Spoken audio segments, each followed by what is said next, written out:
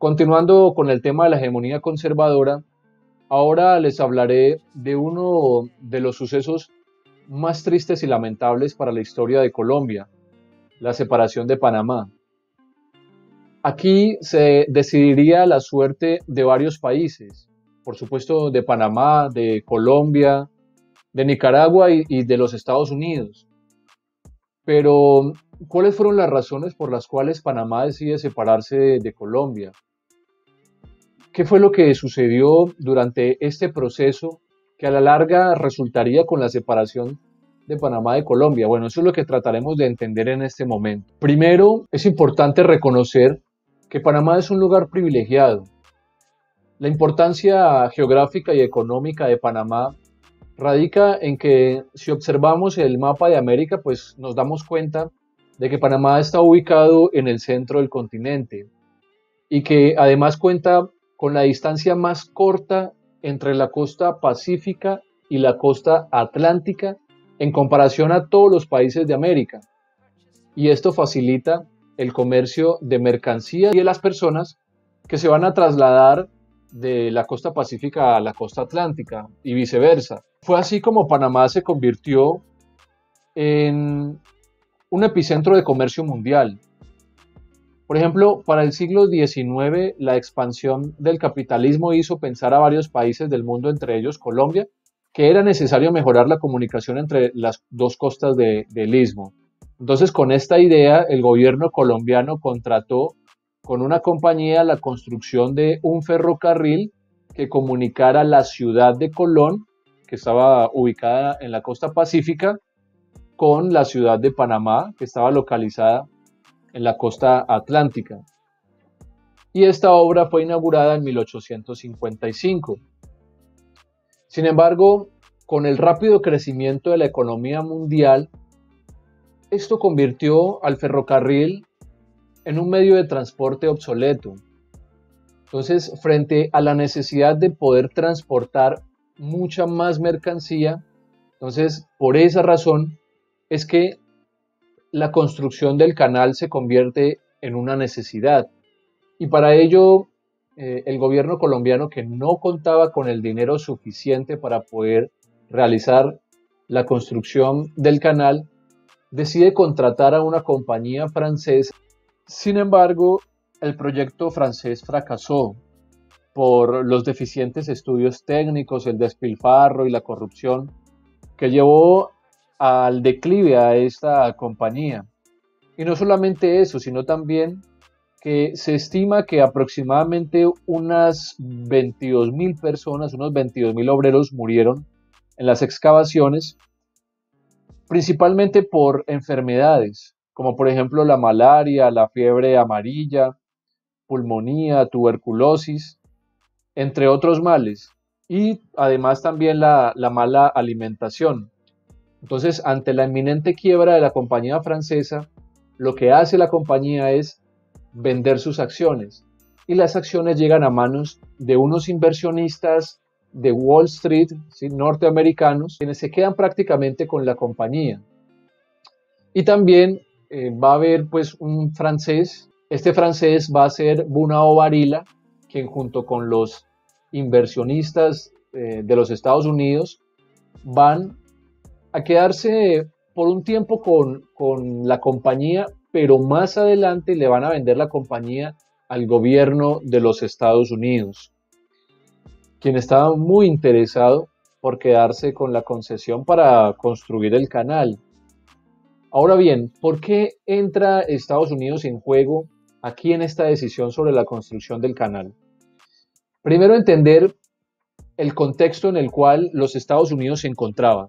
¿Sí? ¿Qué política estaba implementando los Estados Unidos en su país y bueno, a nivel mundial?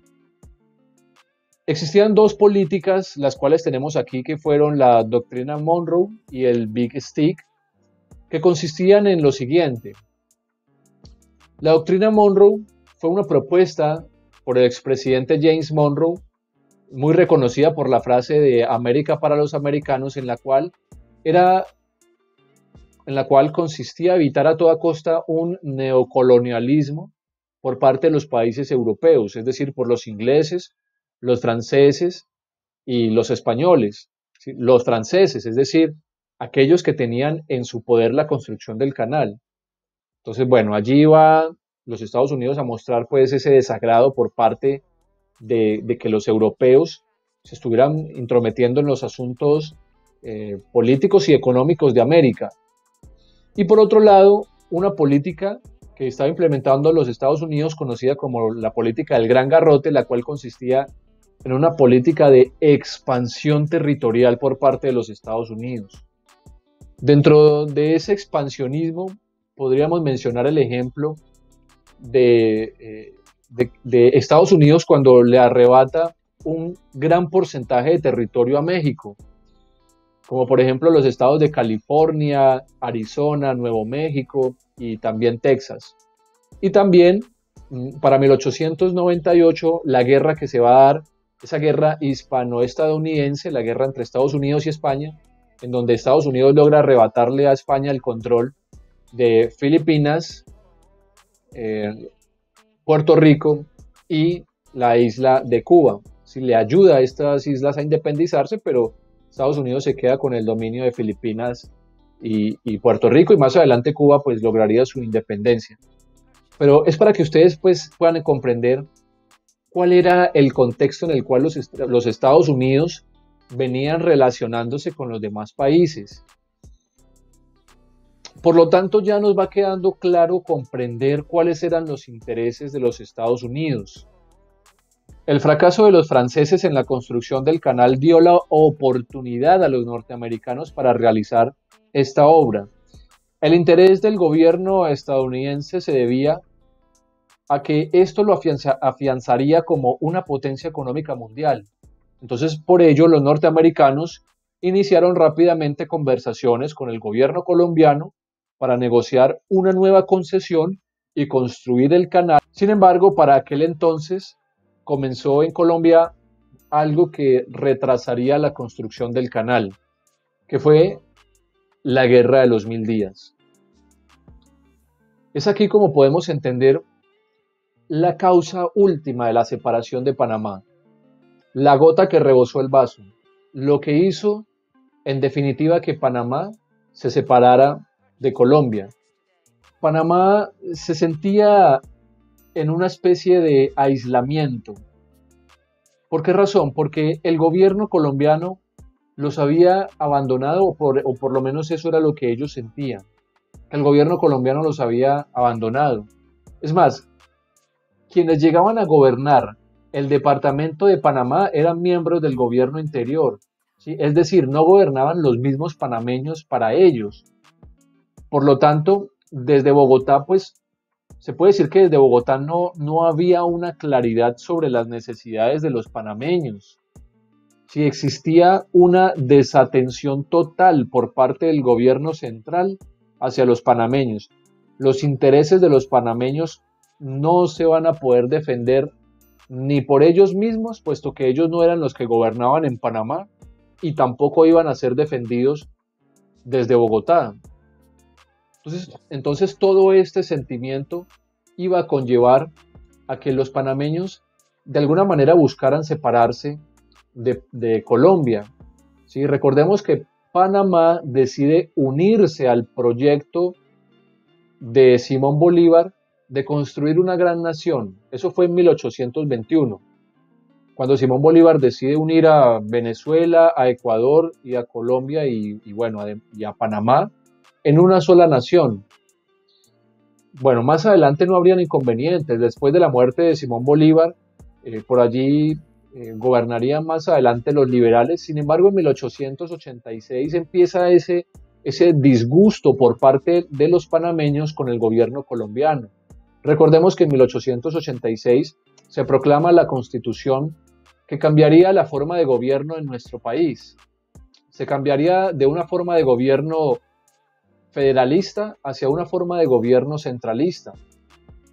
Y en esa forma de gobierno federalista, los estados tenían una especie de independencia administrativa y económica. Entonces, cuando esto se acaba, pues los panameños iban a tener que atenerse a las decisiones del gobierno central. Y repito, el gobierno central no sabía con claridad cuáles eran las necesidades de los panameños y mucho menos tenían claridad o no le prestaba mayor importancia a la necesidad de construir rápidamente un canal en Panamá que le permitiera a los panameños poder consolidar su economía. Por esa razón, se puede decir que la Guerra de los 1000 días cae en un momento en donde los panameños no quieren hacer parte de un país que está completamente desinteresado de ellos. El gobierno colombiano mete a Panamá en una guerra en donde, según estos, no tenían nada que ver, en lo absoluto. Fue esta la razón por la cual deciden los panameños separarse en definitiva de Colombia, porque el desastre que va a dejar la guerra de los 1000 días en Panamá va a ser tal que esto va a llevar a una crisis de unas dimensiones impresionantes en el departamento de Panamá. Entonces es allí cuando en 1902 Colombia firmó con los Estados Unidos el Tratado de Ranjay, el cual fijaba las condiciones de la construcción del canal. En 1902, Colombia firmó con los Estados Unidos el Tratado de Ranjay, el cual fijaba las condiciones de la construcción del canal. Los términos del acuerdo fueron considerados por los senadores colombianos como desventajosos y en agosto de 1903 decidieron no ratificarlo. Entonces, el gobierno estadounidense, que ya había amenazado a Colombia con quitarle el departamento de Panamá en caso de que no ratificara el tratado, los Estados Unidos deciden entonces apoyar a una parte de la élite panameña para que buscara la independencia de Colombia. A cambio del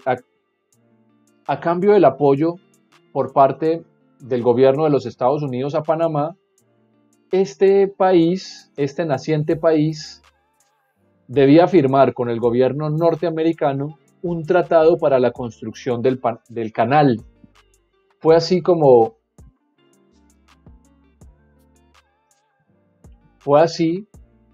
el 3 de noviembre de 1903, Panamá se separa de Colombia. Bueno, este es un breve resumen de lo que corresponde a la historia de la separación de Panamá de Colombia. Y bueno,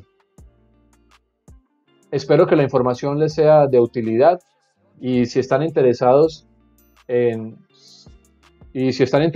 comprender un poco más de la historia de nuestro país, los invito a que se suscriban.